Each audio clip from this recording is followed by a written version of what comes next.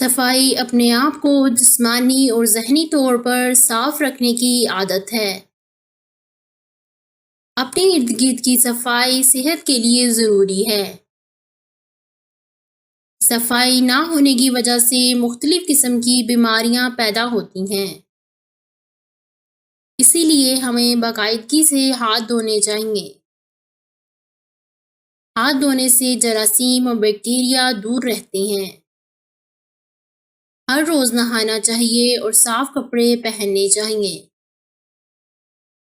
Toilet استعمال کرنے کے بعد ہمیں ہمیشہ صابن سے ہاتھ دھونے چاہیے۔ ہمیں باقاعدگی سے ناخن تراشنا چاہیے۔ ہمیں صفائی کے ساتھ کبھی سمجھوتا نہیں کرنا چاہیے۔